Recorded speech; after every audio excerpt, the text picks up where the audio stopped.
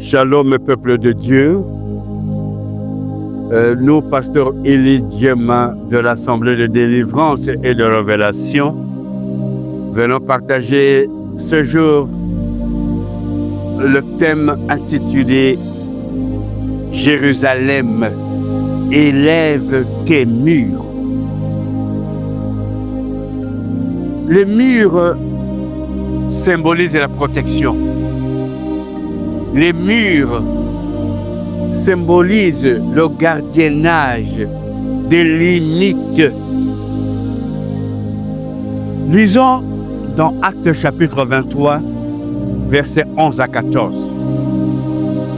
La nuit suivante, le Seigneur apparut à Paul et dit, « Prends courage, car de même que tu as rendu témoignage de moi dans Jérusalem, il faut aussi que tu rendes témoignage dans Rome. » Quand le jour fut venu, les Juifs formèrent un complot et firent des imprécations contre eux-mêmes, en disant qu'ils s'abstiennent de manger et de boire jusqu'à ce qu'ils eussent tué Paul. Ceux qui formèrent ce complot étaient plus de 40, et ils allèrent trouver les principaux sacrificateurs et les anciens, auxquels ils dirent, « Nous nous sommes engagés avec les imprécations contre nous-mêmes à ne rien manger jusqu'à ce que nous ayons tué Paul. » Acte décrit la situation qu'avait connue Paul à cause de sa foi en Jésus-Christ de Nazareth. Nonobstant les imprécations des Juifs, il avait témoigné notre Seigneur à Jérusalem et il avait obtenu la mission de Dieu d'aller témoigner aussi à Rome. Mais pourquoi fallait-il à Paul d'aller témoigner à Rome? Que représentait Rome? Pierre répond à cette question dans Actes chapitre 3, versets 13 à 15. Le Dieu d'Abraham, d'Isaac et de Jacob, le Dieu de nos pères, a glorifié son serviteur Jésus, que vous avez livré et renié devant Pilate, qui était d'avis qu'on le relâcha. Vous avez renié le saint et le juste, et vous avez demandé qu'on vous accordât la grâce d'un meurtrier. Vous avez fait mourir le prince de la vie, que Dieu a ressuscité des morts. Nous en sommes témoins. Rome a renié le prince de la vie et a réclamé le meurtrier. Jésus-Christ est la vie, la vérité, il est le chemin. Tu avais été renié et le peuple avait réclamé Barabbas. Voilà pourquoi Jésus-Christ avait mandaté Paul d'aller témoigner à Rome. Bien-aimé dans le Seigneur, il est vrai que le monde d'aujourd'hui est bipolaire. C'est-à-dire, il y a le monde de la vie et il y a aussi le monde de la mort. Mais curieusement, beaucoup de personnes préfèrent, beaucoup de personnes choisissent d'opter pour le monde de la mort que de choisir le monde de la vie. Aujourd'hui, je vais m'attarder un peu sur la mission de Paul. Toi et moi, nous sommes de Paul d'aujourd'hui, mandatés d'aller témoigner à Rome. Ta ville de Rome est peut-être ton village, ton milieu professionnel, c'est peut-être ton quartier, ta ville, où tu es appelé à témoigner Jésus-Christ comme Seigneur et Sauveur. Jésus-Christ doit être accepté. Jésus-Christ doit être vénéré dans ta ville de Rome, là où l'incrédulité, là où les mauvaises choses continuent à se passer. Ces personnes physiques ou esprits qui manipulent des opinions par l'inexistence de Jésus-Christ. Ces personnes sont à Rome. Ces personnes qui terrorisent nos familles, nos églises, nos foyers, par des maladies, par des menaces physiques.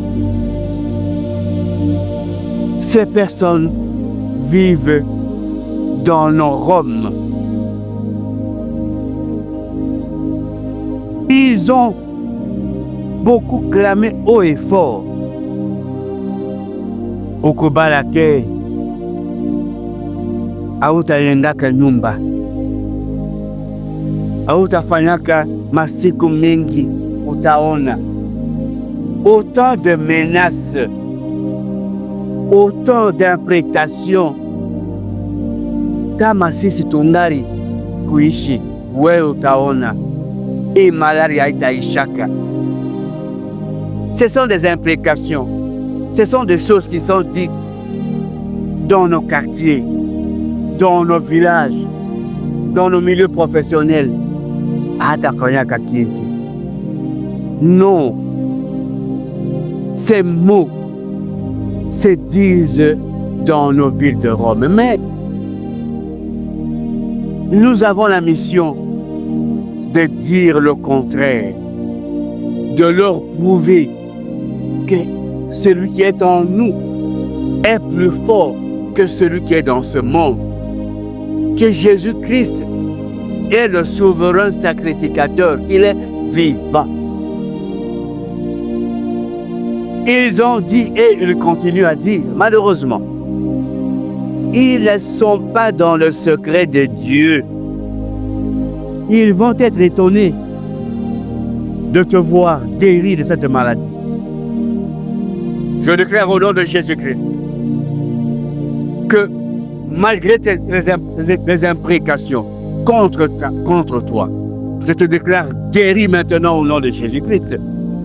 Je te déclare maintenant porteur d'une parcelle, d'une maison construite. Je te déclare détenteur d'un visa de voyage. Je te déclare obtenir ta promotion. Je déclare l'année 2025 se terminer en beauté dans la paix.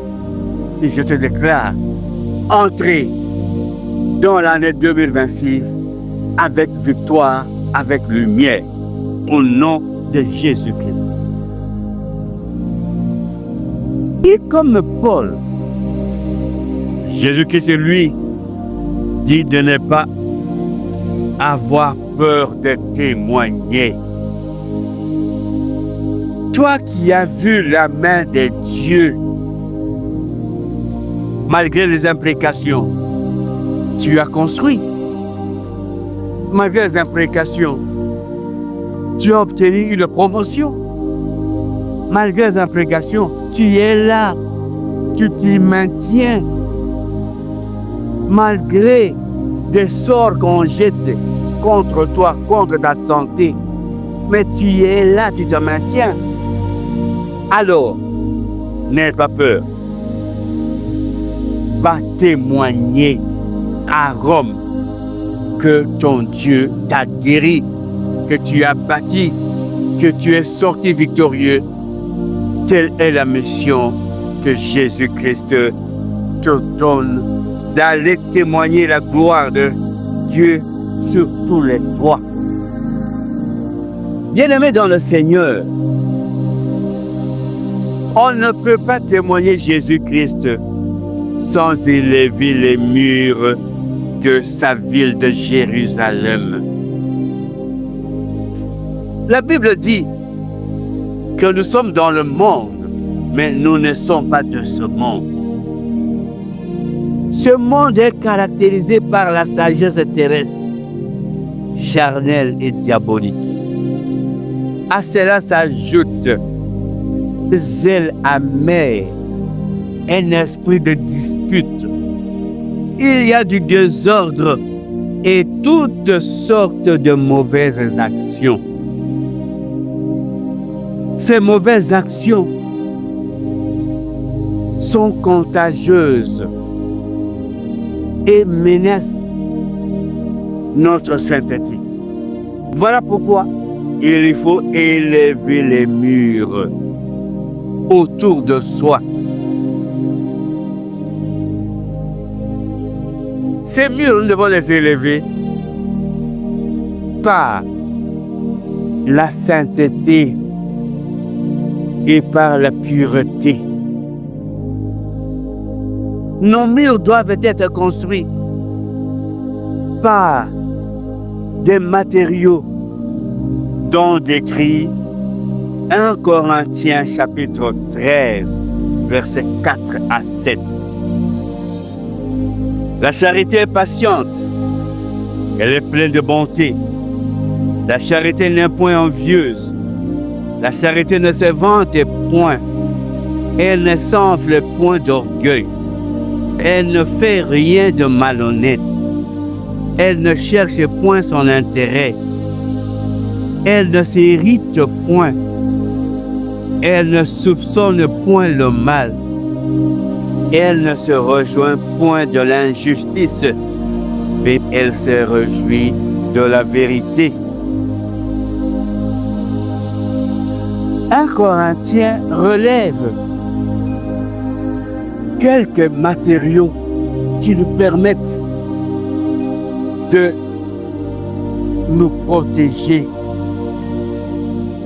Parmi les matériaux, il y a la charité, il y a la bonté, il y a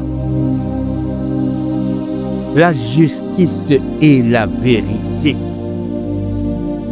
Nous devons nous comporter en personne juste, en personne humble, non orgueilleuse, en personne qui ne soupçonne point le mal. Nous devons être honnêtes. Donc nous devons avoir un comportement contraire. Nous devons mener une vie contraire à celle que mène le monde. Le monde a son verbe. Le monde a son lexique, même dans le langage, dans le comportement, dans l'habillement, même dans notre manière de percevoir les choses. Nous devons marcher d'une manière contraire à la vie que mène le monde.